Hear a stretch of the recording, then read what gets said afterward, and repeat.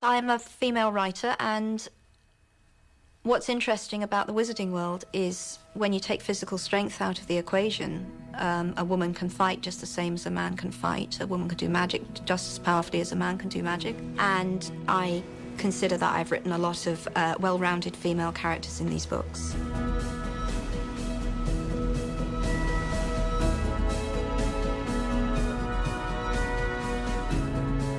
As an author, none of the women ever gave me trouble, actually. It was always the men that gave me trouble, never the women. But Harry came to me as Harry, and I never wanted to change that. Because switching gender isn't simply putting a dress and a pretty name on a boy, is it? A lot of preoccupations and expectations are different on men and women, and so the books would have been incredibly different, I think. Considering the protagonist is a male, I don't think it was so obvious at the beginning that she very much wanted to portray her female characters as very strong-willed and sort of admirable. But as the films went on, I think you can really see it. It's interesting for me with Harry because throughout the series, he is so much a boy in search of a father. And yet, at these times of real stress, it's his mother that's a place of refuge. And I think that it's not very hard to see the reason why. My mother died 6 months into the writing of Harry Potter, and I became a mother to a daughter. So I just suppose that as a woman and as a daughter, maybe I feel that that's a form of love that doesn't get explored as much as it should do, given that it's it's so formative in everyone's life, for good or for ill. Funnily enough, I founded a charity called Lumos, which is about institutionalized children, largely in Eastern Europe. And some of the many disturbing things I found out from being involved closely with that charity is how much measurable brain damage is done when a child is taken from its mother and placed in an institution. And when I say measurable, you can scan the brain and you will see that pathways haven't been made, and you can never get that back. So in fact, what I wrote about Harry having been incredibly loved in his earliest days is measurably true. That will literally have given him protection that no one can undo.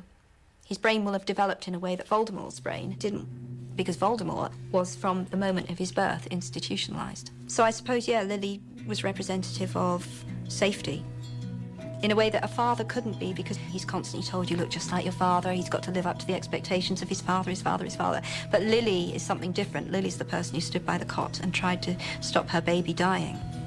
Harry, Mama loves you. Harry, be safe. So yes, mother love is hugely important in the books. Fred, you next. He's not Fred, I am. Honestly, woman, you call yourself our mother. Oh, I'm sorry, George. I just think it's so cool that Jo has Mrs. Weasley and really kind of like pays homage to this incredible mother figure and how key her role is in keeping that family together, to her taking care of Harry, and, you know, the whole of Dumbledore's army, really. Thank goodness you two are all right. Apart from the three main characters, of course, Harry and Ron and Hermione, Mrs. Weasley is the greatest force for good, I think, in it. She's the mother of that world. And I think that is very female. Action! What impressed me with Julie was you always had the sense, I felt, that this wasn't just this warm and cosy 1950s housewife pottering around her kitchen. There was some real steel in there. Now, you could say there would have to be steel in the woman who raised Fred and George, otherwise you would go start staring mad. However, it was totally plausible for me when she stepped forward in the Great Hall and thought, right, you bitch, you're getting yours. And you thought, yeah, she is about to get hers. Bellatrix messed with the wrong woman. Not my daughter, you bitch! It comes from her womb, that feeling of defence, defending her child. She's already lost one. So it's the mother, you know, the lion, the female lion or tiger defending her babies, you know. So it's unstoppable, which is wonderful. Because that's good, because it's a mother really going for it, which is great. I doubt if that probably would have taken place had it been a man writing it.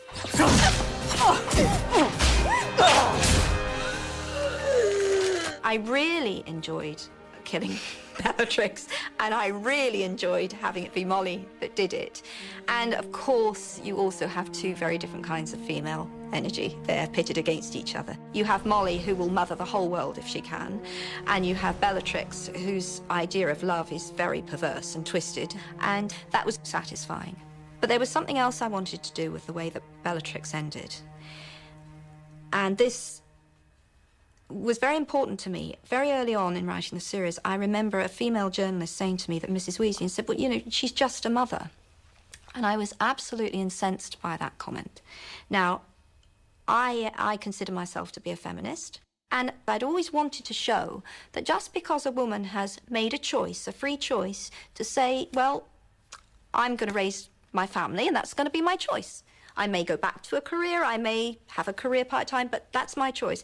Doesn't mean that that's all she can do. And as we proved there in that little battle, Molly Weasley comes out and proves herself the equal of any warrior on that battlefield.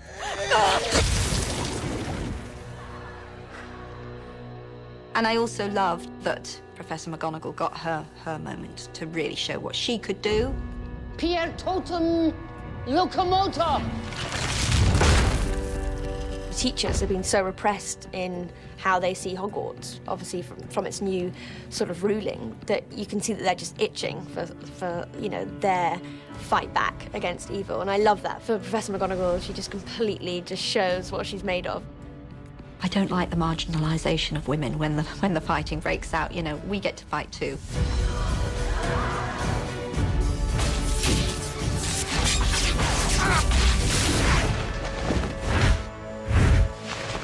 I really wanted that. In fact, there was an earlier draft. I know there was, at one point, it was Harry who took on Snape in that confrontation, and I really didn't want that to happen. In the book, Minerva McGonagall is the one who does it, and for me it was very important that she did that. I felt that you know, I had a lot of fully fledged members of the Order of the Phoenix who were female and who were fighting alongside the men, and I really needed to show some female Death Eaters. And Bellatrix is the female Death Eater par excellence. Bellatrix is not a great advertisement for prison, if this is what it's done to her.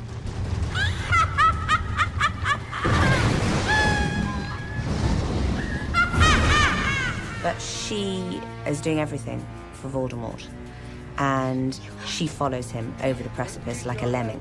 There's an interesting thing, isn't there, about female psychopaths? They often need to meet a male counterpart to release that part of themselves, and that's how I see Bellatrix.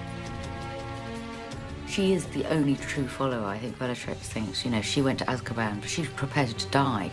So she's pretty convinced by his supremacy and his superiority and his worthiness.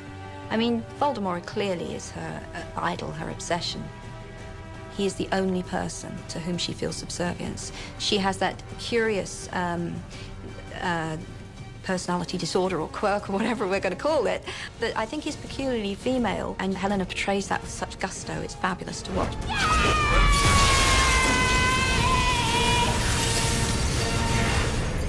However, it's my strong feeling that of the two sisters, Narcissa and Bellatrix, Narcissa is a much more decent person.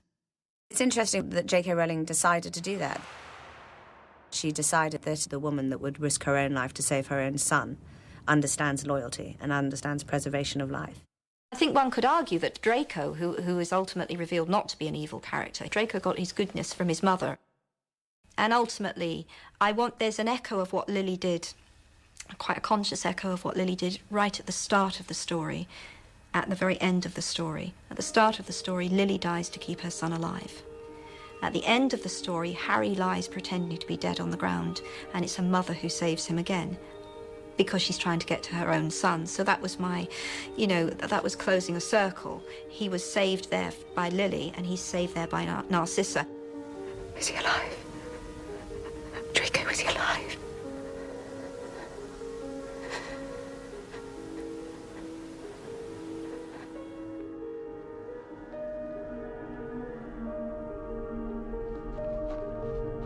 I do strongly express my worldview in the books. Dead. One of the things I find most revolting in life is self-righteousness that covers self-interest. And that was Umbridge from beginning to end. And she's actually quite as sadistic as Bellatrix, but under, you know, it's all justified because I work for the ministry. Horrible woman. She has this kind of like horrible double side to her, whereas on the outside she's all fluffiness and pinkness and niceness and ugh, and then on the inside she's just evil, just like pure evil. Yes? Nothing.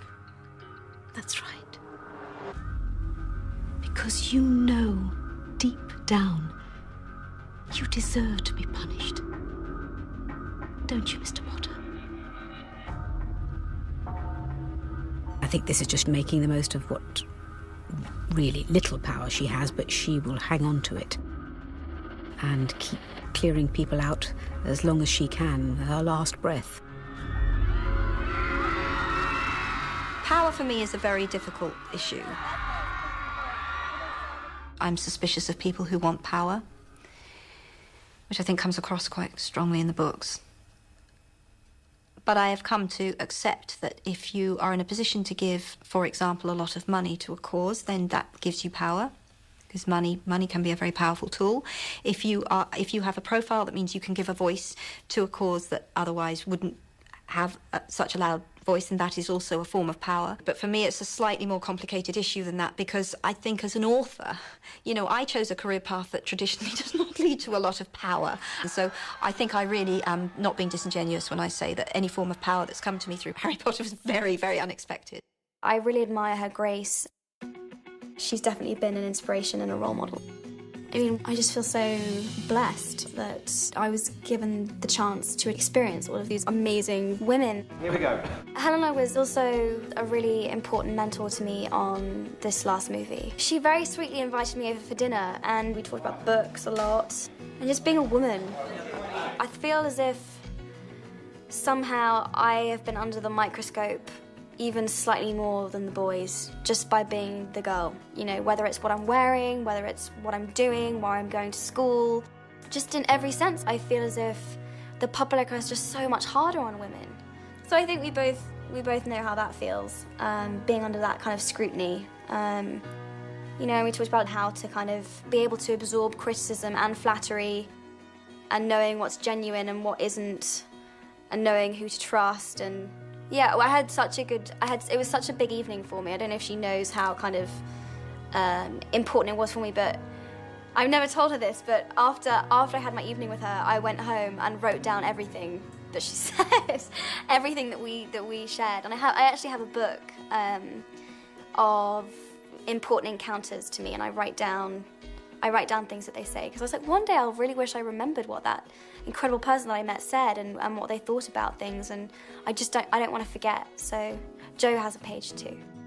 To Miss Hermione Granger, for the cool use of intellect, while others were in grave peril, 50 points.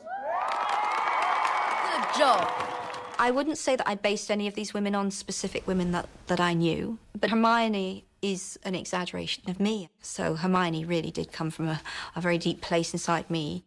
I was very insecure, and still am quite insecure in a lot of ways, but I was a very insecure person for longer than I like to admit. And I think writing about the time in Hermione's life that I write about, growing from childhood into womanhood, literally, because when we finish the book, she's 18. I think it brought back to me how very difficult it is. So much is expected of you as you become a woman, and often you are asked to sacrifice parts of you in becoming a girl, I would say. Hermione doesn't. She doesn't play the game, if you like. How could I be so stupid? I checked this out weeks ago for a bit of light reading. This is light. The kind of teasing that Ron gives Hermione for being clever and always being in the library, and, you know, I've had that my whole life. guys giving me a hard time for doing well and being smart, and so I can totally relate. You're saying it wrong. It's Leviosa, not Leviosa. You do it then if you're so clever. Go on, go on. From the first moment that I spoke to Emma, I just thought, oh, thank Christ. I did, because, you know, who knew who they were going to cast as Hermione? I was more worried about Hermione than anyone else. I thought, you know, are you going to get a girl and put her in glasses and then she'll, you know, because that shows she's clever? I mean, how many times have we seen that happen? And I spoke to Emma on the phone. She was very young. I think she was 10.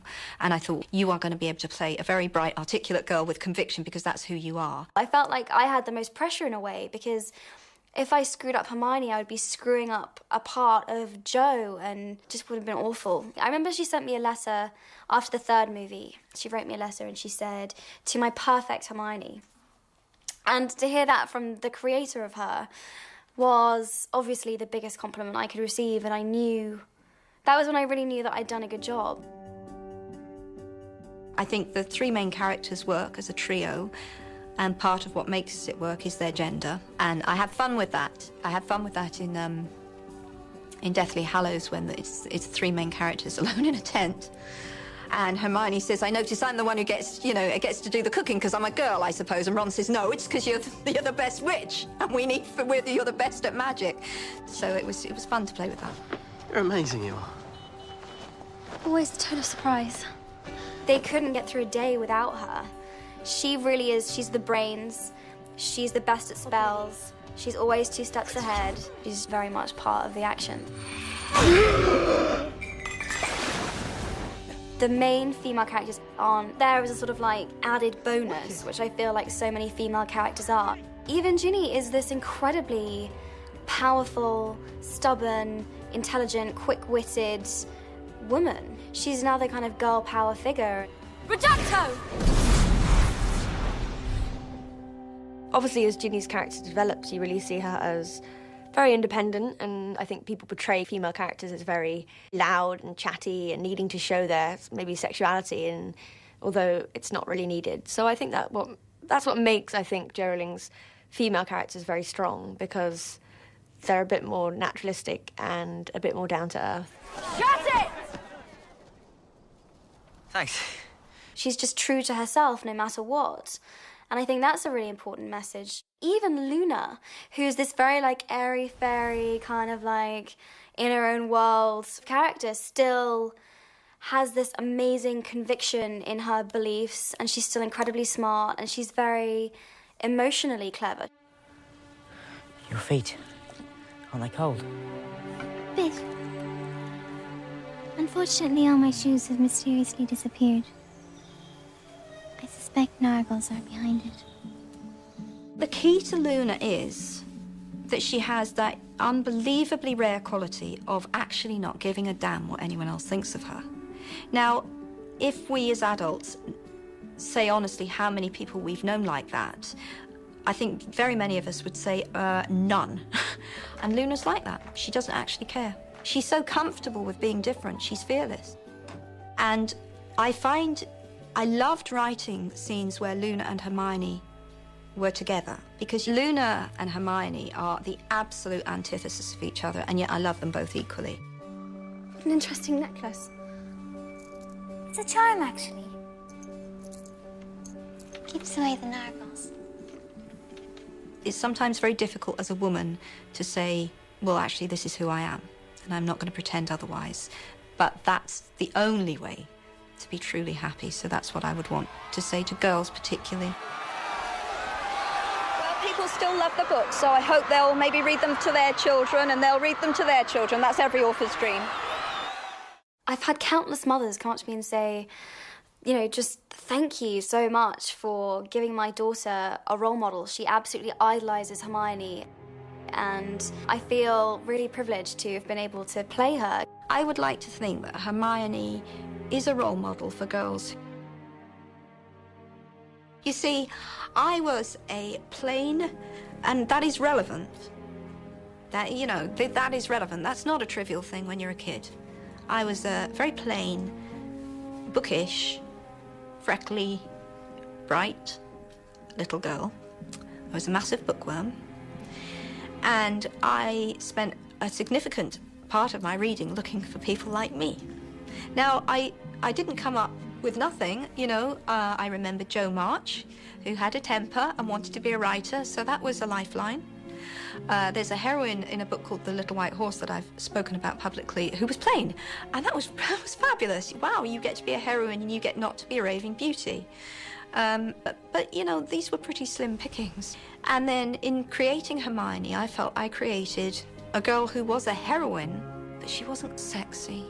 Nor was she the girl in glasses who's entirely sexless. Do you know what I mean? She's a real girl. She's a girl. She fancies Ron, but her hopes initially are pretty low, and she's a real girl. But she never compromises on being a smart girl. She never compromises in acting dumb. She never tries to make Ron feel better by pretending to be less than she is, which is why they don't get together a lot sooner. That's the reality of life. But I'm proud of Hermione. She is who she is, and if that, you know, if that spoke to girls like me, then of course I'm hugely, hugely proud of her. That's what it's all about. I was always the brains and the bossy one when I was a kid, so it's freed us all. It really has.